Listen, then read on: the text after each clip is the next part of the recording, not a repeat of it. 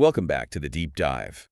I want to start today by asking you to do something a little weird. Okay, I'm intrigued. If you are safe to do so, not driving a car, not operating heavy machinery, I want you to just hold up your hand in front of your face. All right, my hand is up. And just look at it. Look at Okay. the lines on your palm, the texture of your skin, the way the light hits your thumb. It seems pretty simple, right? You open your eyes, the light bounces off your hand, hits your retina, and boom, you see your hand. Exactly. It feels like a one-way street.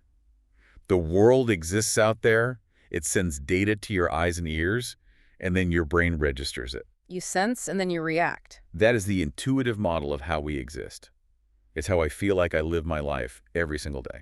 It's the most intuitive feeling in the human experience. It feels like we're cameras, just passively recording the world and then reacting to it. But the research we are diving into today, and we're looking specifically at a conversation with Dr. Lisa Feldman Barrett on The Diary of a CEO, it suggests that this intuition is completely wrong. And when you say wrong, you don't just mean slightly off. No, not at all. I mean, fundamentally backwards. I mean backwards.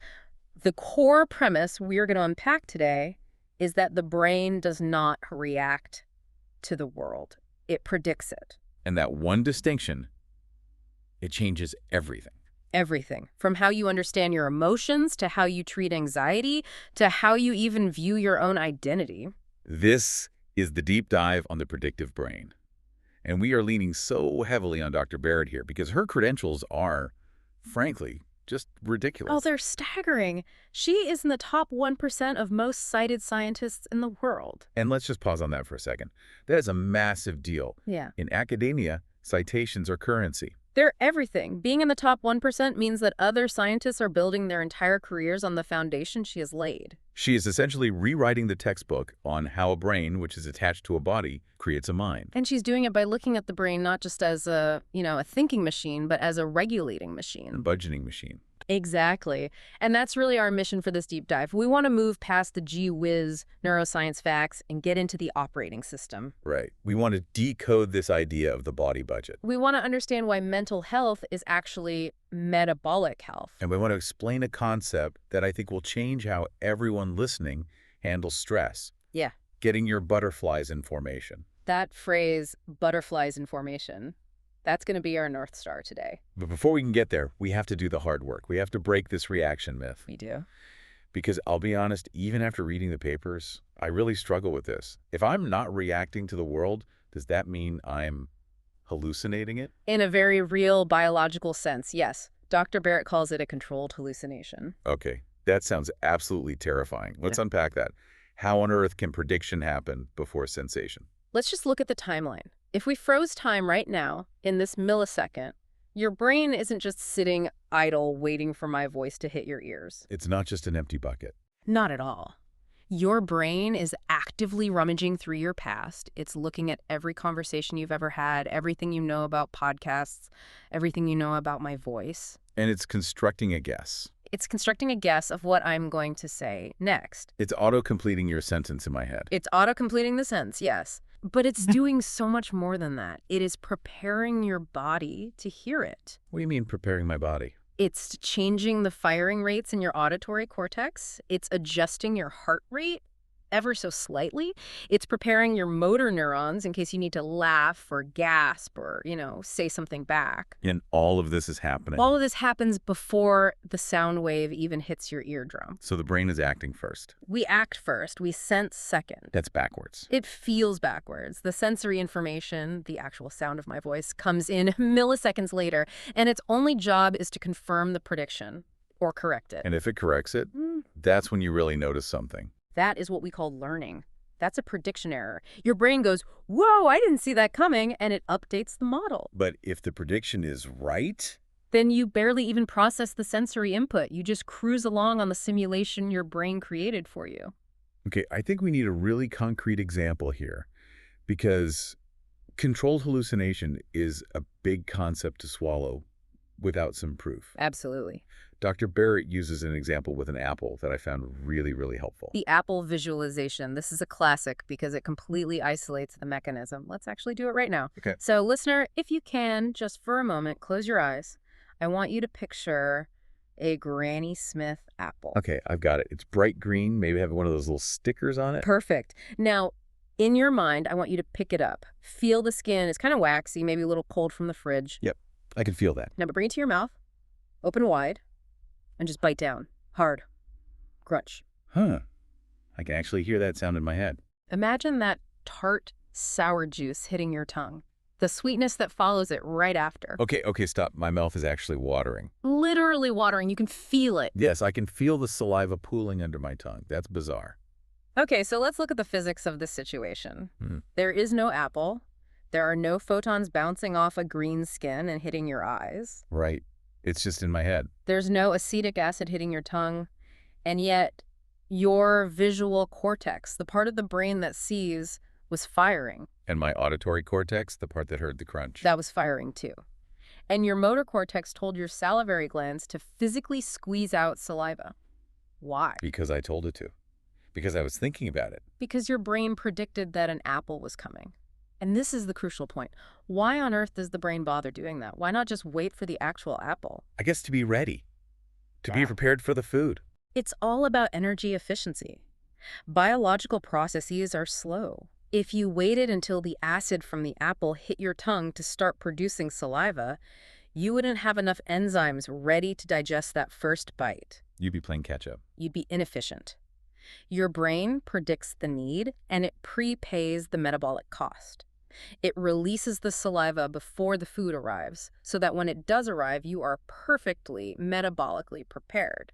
So prediction is basically just the brain trying to stay ahead of the curve to save energy. To save energy and to keep you alive. Think about thirst. This is another example she gives that just blew my mind. Oh yeah, this one's great. When you are really, really thirsty and you chug a glass of water, when do you stop feeling thirsty? Instantly. Pretty much the second I put the glass down.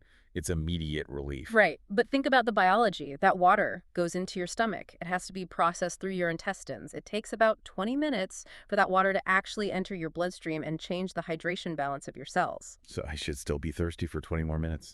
If your brain were reacting to the actual state of your body, yes.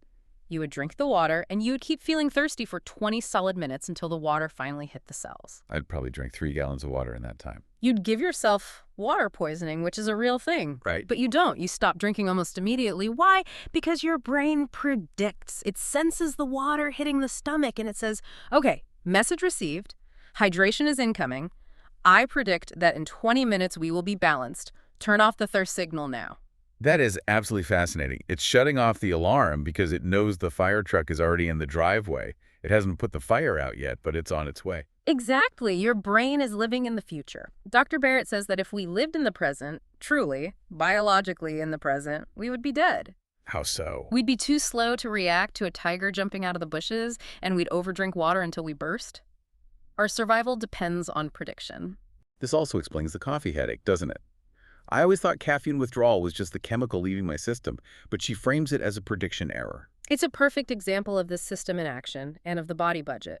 So what does caffeine do? It's a vasoconstrictor. It makes your blood vessels narrow. Right. If you drink coffee every single morning at 8:00 a.m., your brain, being a prediction machine, learns this pattern.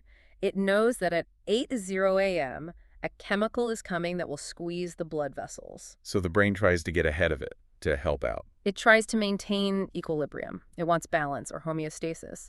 So at 7:45 a.m., before you even take a sip, the brain tells your blood vessels to dilate, to open up wide. It's pre-adjusting the thermostat, knowing you're about to crank up the heat. It's preparing to counteract the caffeine, but then let's say you skip the coffee, you're running late, you forget, whatever. The brain has already dilated the vessels. The dilation happened, but the constriction, the coffee, never arrived to balance it out.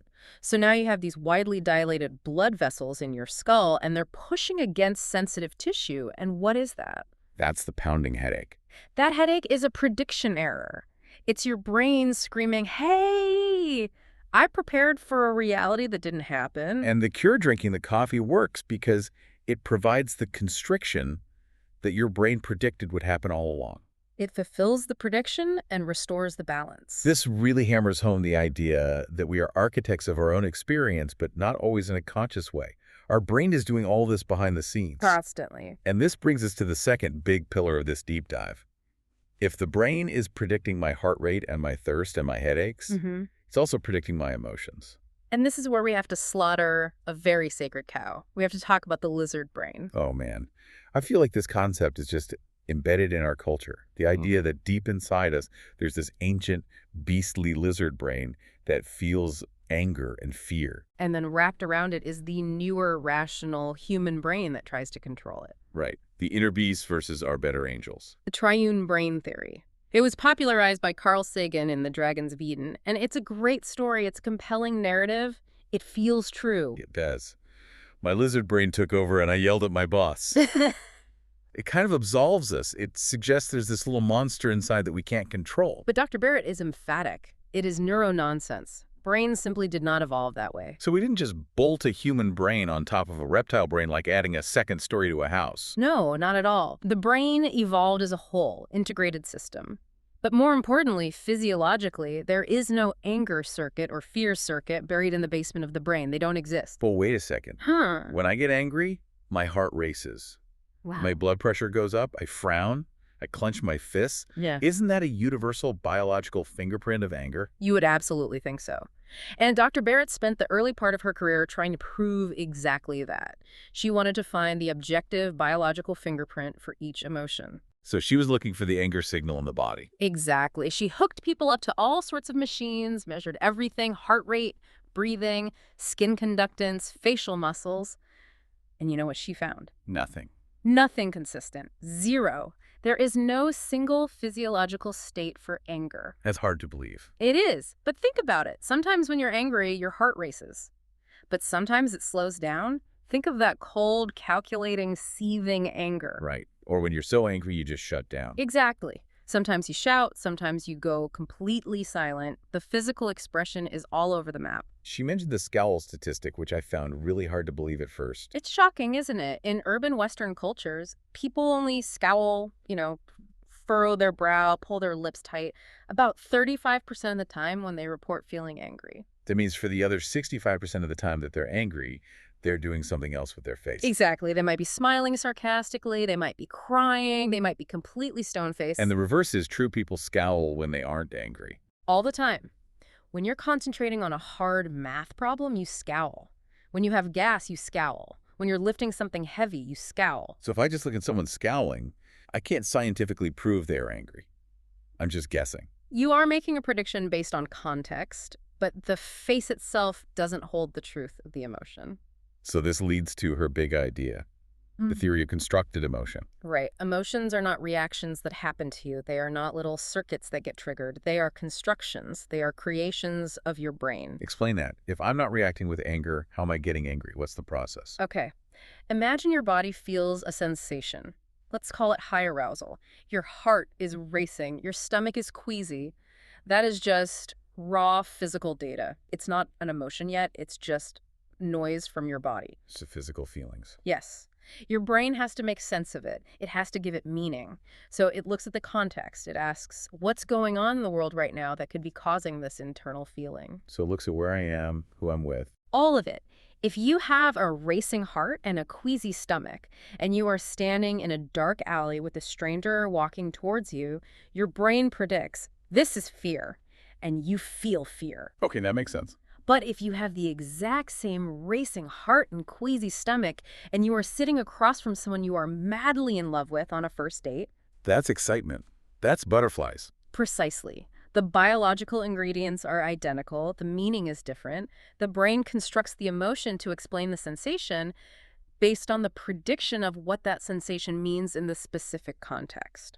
This completely blows my mind because it suggests that emotions are, I don't want to say they're made up, but they are interpretations. They are concepts. They are mental concepts that we learn from our culture. And this is where culture becomes so important. Dr. Barrett points out that the way we in the West divide thinking and feeling is a cultural narrative. It's not a biological fact. It is not a biological fact. There are cultures in the world, like the Ilongot people in the Philippines, who don't have a linguistic or conceptual distinction between a thought and a feeling. For them, it is one single mental event. So they wouldn't say, my heart says one thing, but my head says another. No, that sentence wouldn't make any sense to them. They have different concepts, so they construct different emotional experiences. Wow. Okay, this brings us to a really difficult but important question about agency. Yes. If I am constructing my emotions, if I'm the one interpreting the racing heart, does that mean I'm responsible for how I feel? This is the pivot point of the whole conversation. This is where the science becomes a tool for living. Right. Dr. Barrett uses this great analogy of a silver cup. If I hold up a silver cup, what is it? It's a cup for drinking. But if I smash it into your face, it's a weapon. If I put a flower in it, it's a vase. The cupness isn't a property of the silver atoms. The meaning comes from how I use it. The meaning comes from the interaction between the object and the human using it. Meaning is a transaction. It's not inherent in the world. Okay, so meaning isn't fixed. It's flexible. Exactly. And since your brain is the one assigning the meaning to your internal sensations, you have agency. You are in the driver's seat. Okay. And this is a critical distinction that we have to make. Dr. Barrett is very clear. There's a difference between responsibility and culpability. We need to go slow here because this is where people can get really defensive. Absolutely. If you tell someone you are responsible for your depression or you're responsible for your trauma response, that sounds an awful lot like victim blaming. It sounds like it, and it's so easy to misinterpret, but it's not. Yeah. Culpability means you are to blame. You are at fault. You are the cause. Yeah. Dr. Barrett is very clear. You are not to blame for how your brain was wired as a child. You are not to blame for the trauma that was inflicted on you. You are not culpable for the predictions your brain learned to make just to survive a difficult environment. Okay, so it's not my fault. It is not your fault. But, and this is the hard truth of it is your responsibility. Why? Because you are the only person who can change it. You are the mechanic of your own brain. No one else can get in there and rewire the predictions for you. The power is yours, which also means the work is yours. So how do we actually do that? Yeah. If I have a phobia, for example, she talked about a fear of bees, I can't just decide not to be afraid. No. I can't use logic to tell my heart to stop racing when a bee flies by my head. No, you absolutely can't. You can't think your way out of a prediction problem. The predictions are wired too deep. You have to do your way out. You have to give the brain new data to work with. What does that look like in a practical sense? The brain learns through prediction error. If your brain's current prediction is B equals death and you spend your whole life avoiding bees, your brain never gets any new information. It never learns it was wrong. The prediction stands, unchallenged. To change it, you have to deliberately expose yourself to the air. You have to go somewhere and stand near a bee. Your brain will scream, danger, run, you will feel the fear, but then nothing happens. You don't get stung, you don't die. That's the prediction error. I predicted death, but I'm still alive. Precisely. And your brain, as a prediction machine, has to account for that new data point. It makes a tiny adjustment, and you have to do it again and again. It's like exposure therapy. It's exactly exposure therapy. Maybe you start by watching videos of bees, then you plant flowers that bees like. You have to stack up enough safe experiences to outweigh the old danger prediction. You are essentially retelling the story your brain has about bees, one action at a time. This links so directly to the idea of trauma and how these stories and concepts shape our physical reality. It does. We have to talk about the story of Maria. This was one of the most haunting and illuminating parts of her research for me. The case of Maria is a profound and frankly unsettling example of concept acquisition. So set the scene for us. An anthropologist was studying a community where this woman, Maria, lived. In this particular culture at that time, physical aggression from men toward women was normative. It was common. So men were hitting women, and it was just considered a part of life, like bad weather. Essentially, yes. And this is the part that is so hard for us in the West to grasp.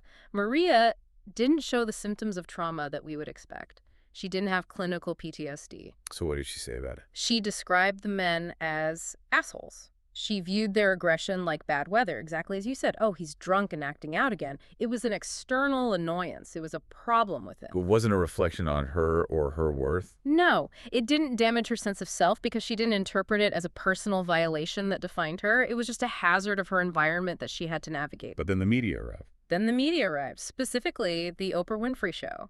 Maria started watching Western talk shows, and she learned a whole new vocabulary. She learned the concepts of victim, abuse, and trauma. She saw other women on TV talking about this. She saw women on TV describing the exact same physical acts she was enduring, but these women described it as soul-destroying.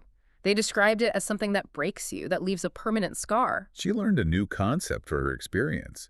She acquired a new story. She did, and once she applied that concept, once her brain started predicting, I am being abused and this is destroying me, instead of my husband is being a jerk again, her biology changed. The physical punches didn't change. The punches didn't change, but Maria started losing her hair. She stopped eating. Her grades in school plummeted. She withdrew from her friends. She developed the full clinical picture of trauma. I want to be really, really careful here. Are we saying that her trauma wasn't real, or that she thought herself into being sick? Because that sounds dangerous. No, not at all. Her suffering was 100% real. The cortisol flooding her system was real. The hair loss was real. Her pain was real. But the trigger for that biological cascade wasn't just the fist. It was the meaning she assigned to the fist. That concept. The concept of trauma organized her brain's prediction in a way that was metabolically much more expensive and much more damaging than the concept of bad weather. That is terrifying. Hmm. It implies that trauma, or at least the symptomology of it, can be socially transmitted. We can catch it like a virus if we catch the narrative. That's a term for it, cultural contagion. We look to our culture to tell us how to feel about our bodily sensations. If our culture tells us this experience destroys you, our brain predicts destruction, and our body often fulfills that prediction. This brings us right to the engine room of this entire system, the body budget. Because all of this, the emotions, the trauma, the fatigue, it all comes down to energy. This is Dr. Barrett's core scientific argument. We think the brain is for thinking. We think it's for writing poetry and solving complex math problems. Right, the thing that makes us human. But from an evolutionary perspective, that's just a side benefit. The brain's primary job, its entire reason for being, is allostasis, which is regulating the body budget. Allostasis, let's define that term. It's the process of efficiently managing the resources inside your body. Water, salt, glucose, oxygen, hormones, all of it. Your brain is the chief financial officer of a very complex company called You, Inc. And just like a company, there are deposits and withdrawals. Exactly. Eating a good meal is a deposit. Getting a good night's sleep is a huge deposit. A hug from a loved one is a deposit. And withdrawals are everything else. Pretty much. Moving your muscles costs energy. Learning a new fact costs energy. Dealing with a stressful email from your boss costs a surprising amount of energy. Uncertainty is very expensive. So what happens when we go broke? What is metabolic bankruptcy? We call it depression. Wow. Dr. Barrett completely reframes depression not as a chemical imbalance of happy chemicals, but as a metabolic crisis. Imagine you are that CFO. Your company's bank account is draining. You are hemorrhaging cash. What is the first thing you do? I stop spending. I cut all non-essential costs. I impose austerity measures. Exactly. And what does that look like in a human being? You stop moving. That's the profound, heavy fatigue of depression. You stop exploring the world and learning new things. That's the lack of curiosity and brain fog. You stop caring about things. That's the emotional numbness, the anhedonia. The brain is saying, we cannot afford to care. We are just trying to keep the heart beating, shut down all the luxury departments. That is a perfect way to put it. The brain is making a smart metabolic choice to keep you alive, even if it feels terrible. This completely changes how I view my own bad days. It's not that I'm fundamentally sad or broken. It's that I'm metabolically overleveraged. My account is in the red. You're in the red. And a huge driver of this, which we're learning more about every day, is inflammation. We know that something like 70% of people with a major depressive diagnosis have systemic inflammation. Why does inflammation matter so much for the budget? Because the immune system is incredibly expensive to run. It consumes huge amounts of glucose and other resources. If you are chronically inflamed from a bad diet, from chronic stress, from an underlying illness, it's like having a massive hidden tax on your budget. It's a leak in the bank account. It's a huge leak. Your brain sees that massive ongoing bill from the immune system and it says, okay, we have to cut funding from somewhere else. And the first department to get its budget slashed is often your mood. There was a study she mentioned, the 104 calories study, that perfectly illustrates how even social stress acts as a tax on the body. Yes, the social tax. This study is just incredible. Researchers took a group of people and fed them a meal. It was a high-fat, high-sugar meal, so not great for you. Then they just asked them about their day. Simple enough. They found that people who had experienced a social stressor, an argument with a spouse, a feeling of being judged at work within 2 hours of eating that meal. Wait, the stress could have happened 2 hours before. Yes. If they had that stress in their recent past, their bodies metabolized that meal completely differently. They produced more insulin. They stored more of the fat. The metabolic difference was equivalent to eating an extra 104 calories. So the food was exactly the same, but the stress made the body treat it like a bigger, more dangerous meal. Yes. The stress signal told the brain, danger is around. We might need this energy for a fight later. Store it as fat. Don't burn it now. And if you do that every day, Yeah. if you have a stressful lunch break every single day, If you do that every day for a year, that 104 calories adds up to about 11 pounds of weight gain. without eating a single extra bite of food. Without eating a single extra bite, just from the metabolic tax of social stress. That is insane. It means our social environment is literally physically making us fat or sick or healthy. It means we cannot separate our mental stress from our metabolic reality. They are the same system, speaking the same language of energy. This leads us to the most personal and I think the most practical part of the conversation. Dr. Barrett applied this body budget logic to her own daughter's severe depression. She did. And I think this story is a legitimate roadmap for anyone out there who is struggling or knows someone who is. It really is a case study in action. So her daughter was a high-performing kid, super smart, vibrant, full of life. But in high school, she just crashed. She became withdrawn, she was failing classes, getting Ds, sleeping all the time. And initially, Dr. Barrett and her husband did what most parents would do. They got frustrated, they got angry. They thought she was being lazy, they thought she wasn't trying, they saw the behavior, the sleeping in, the not doing homework, and their brains predicted teenage rebellion or slacker. But it was a body budget crash. It was a full-blown metabolic crisis. Yeah. And they eventually found a potential physiological smoking gun.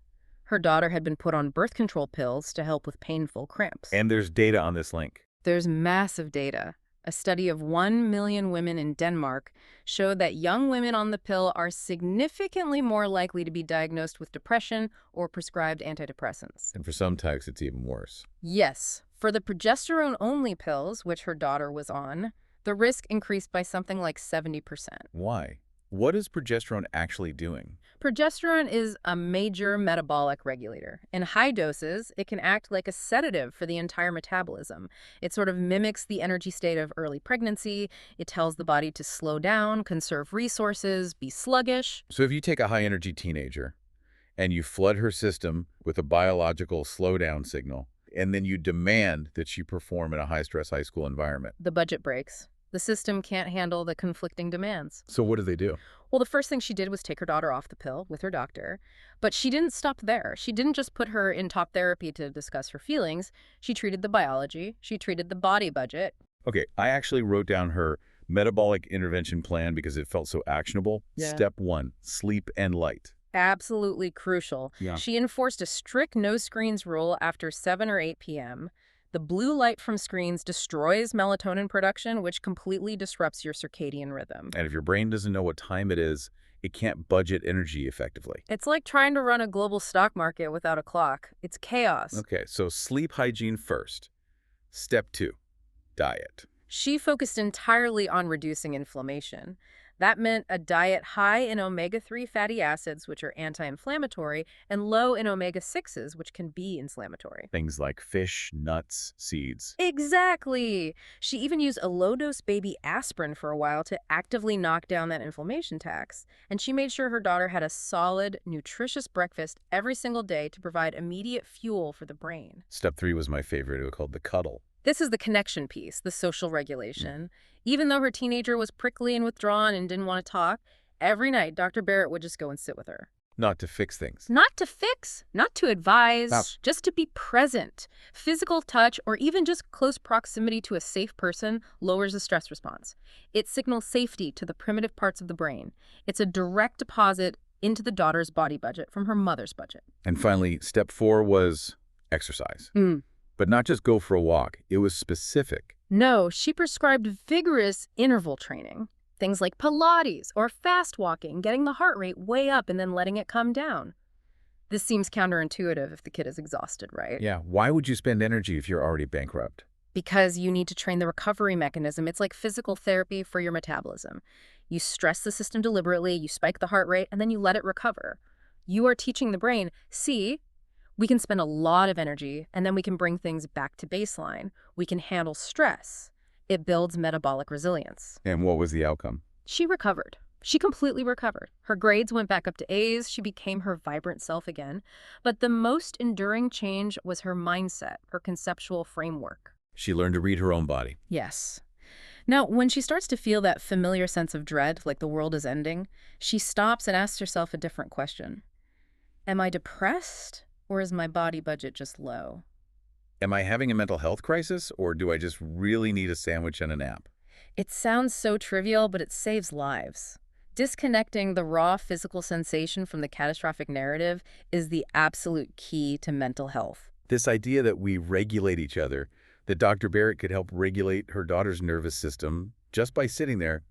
This is our next big topic, social regulation. She has this amazing line. Humans are caretakers of each other's nervous systems. We are a social species. We are not meant to do this alone. We evolved to share the metabolic load. There's a famous study called the backpack study. Right. They took a group of people to the bottom of a very steep hill and asked them, how steep is this hill? Give us an estimate in degrees. And they were all wearing a heavy backpack. Yes, to make the task feel daunting. If the person was standing there alone, they consistently estimated the hill was very steep. But if they were standing next to a friend, And the friend didn't even have to help. the friend didn't say a word, didn't offer to carry the bag, just their presence was enough. When standing next to a friend, the person estimated the hill was significantly less steep. So the presence of a friend literally changed their visual perception of the world. Yes, because the brain includes social resources in its budget calculation. The brain sees the friend and it predicts, help is available if I need it. This climb will cost me less energy. So the climb literally looks easier. The world changes. That is beautiful. It means we make the world less metabolically expensive for each other just by showing up. We make it cheaper. There's other evidence for this. Partners in a good, stable relationship have been shown to metabolize glucose more efficiently when they are together. They literally extract more energy from their food because their nervous systems feel safe. And the flip side must be true. If you are lonely, everything is more expensive. Loneliness is a chronic tax on the body budget. If you're alone, your brain has to be 100% responsible for your safety, 100% of the time. It has to be hypervigilant, it never fully rests, and that burns glucose like crazy. Dr. Barrett has a parenting hack based on this idea, which she calls the mother moment. I thought it was just brilliant. It's a way to handle that anxiety transfer we all know about. When a parent is anxious, the kid feels it. They catch the agitation from you. Right, it's contagious. So Dr. Barrett, when she feels that parental urge to nag or hover or control, she stops. She goes to her daughter and says, I'm having a mother moment. My anxiety is high. I need to say this to you right now to regulate my own nervous system. You don't have to listen, but I need to say it out loud. She owns the fact that it's her body budget issue. She owns it. She admits, this anxiety is about my body, not your behavior. It's incredible because it allows her to discharge her own stress without shaming the child or making the child responsible for her feelings. It's just total transparency. I love that. Okay, I want to get to the butterflies in formation concept. We teased it at the very top. This feels like the ultimate tool for high performers, or really anyone facing a big challenge. This is the pinnacle of reappraisal. It's taking all this theory and turning it into a superpower. So the story comes from her daughter again. Same daughter, yes. She was testing for her black belt in karate. She was 12 years old, tiny, and she had to spar against these teenage boys who were a foot taller than her and had 50 pounds on her. That sounds like a nightmare scenario for a kid. A total nightmare. She is standing on the mat waiting for her turn, and her body is going crazy. Her heart is hammering in her chest. She's sweating. Her hands are shaking. She is in a state of massive physiological arousal. She's panicking. She's terrified. That's what she thought. That's the story she was telling herself. But her sensei, this wise, tough old guy, he walks over to her. He sees she's shaking, and he doesn't say, calm down.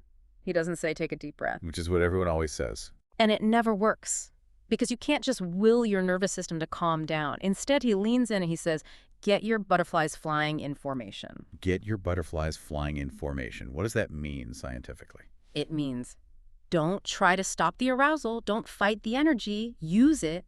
Channel it. Biologically, the feeling of debilitating anxiety and the feeling of energized determination look almost identical. The same raw ingredients. Exactly the same. High heart rate, high cortisol, high adrenaline, sweaty palms. Yeah. The only difference is the prediction. The only difference is the meaning your brain gives it. It's just the label. It's the label. If your brain labels that energy as fear, you freeze, you retreat. Your body prepares to be injured.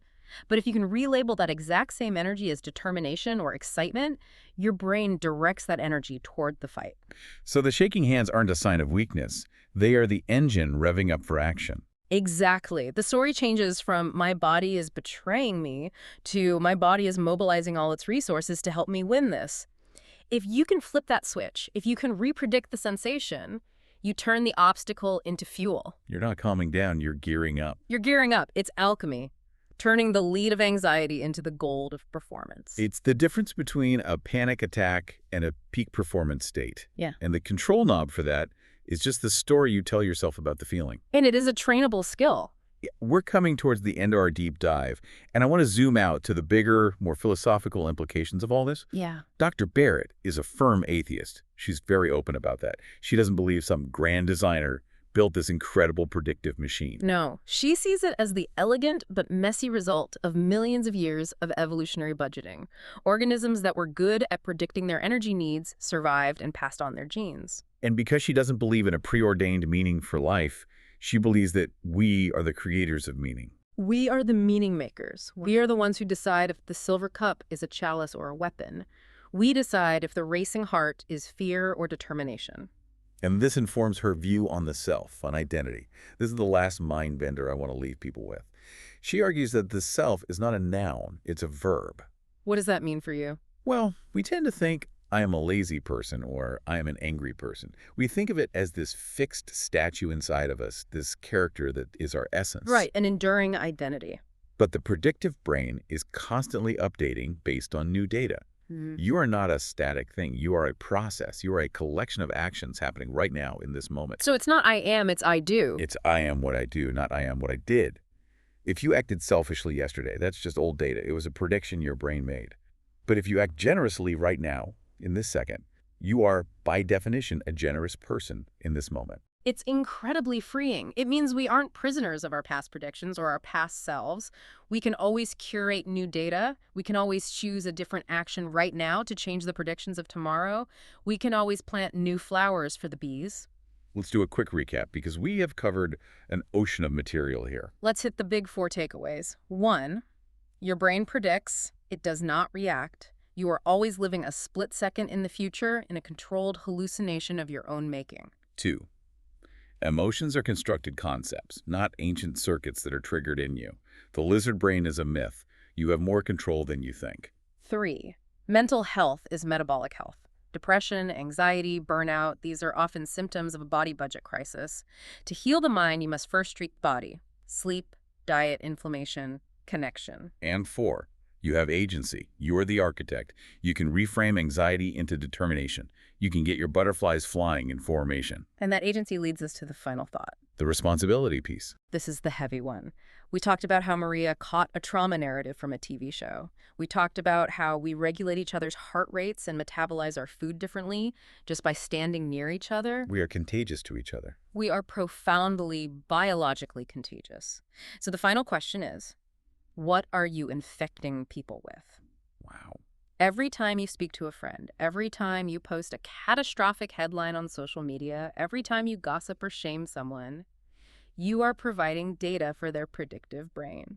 You are making a transaction with their body budget. You're either helping them balance their account or you're taxing them. You're making their hills steeper or shallower. Are you adding to the collective inflammation, or are you the aspirin? Are you a deposit or a withdrawal in the body budgets of the people you love? That is a question worth carrying with you through the rest of the week. Dr. Lisa Feldman Barrett's work is a manual for being human, and I'm so glad we got to open it up today. Me too. Go get some sleep, eat a good breakfast, and predict something good for yourself. Thanks for listening to The Deep Dive. We'll see you next time.